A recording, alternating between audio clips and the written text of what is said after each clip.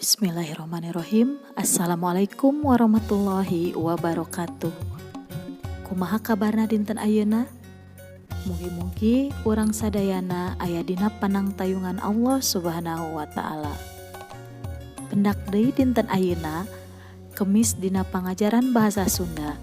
Sataacana urang diajar kanggo kalancaran sapertos biasa ngadua sasarengan, ngadua di kawitan. Rengse. Dina dinten ieu ibu bade ngabahas ngeunaan undak usuk basa. Tah, naon undak usuk basa teh?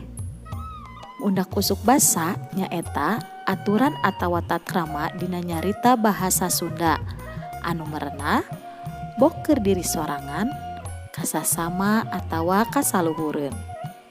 Yuk, urang titenan aya kecap naon wae contona teh. Di dieu ibu ngabogaan kecap neda. Biasana keur diri sorangan. Kalimahna abdi nuju neda. Aya deui kecap tuang. Biasana keur saluhureun, boh kolot atawa kalanceuk.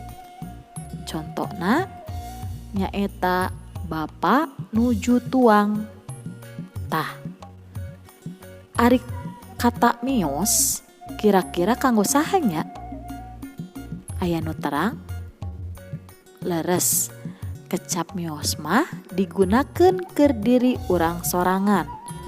Ayeuna urang pilari kecap kanggo saluhureun. Kinten-kinten naon nya? Mohon leres, aya kecap angkat. Kukituna urang jieun kalimah tina kecap nu bieu disebutkeun. Kalimahna nyaeta abdi miyos ka sakola, mamah mah angkat ka pasar. Hartos dugi ka dieu.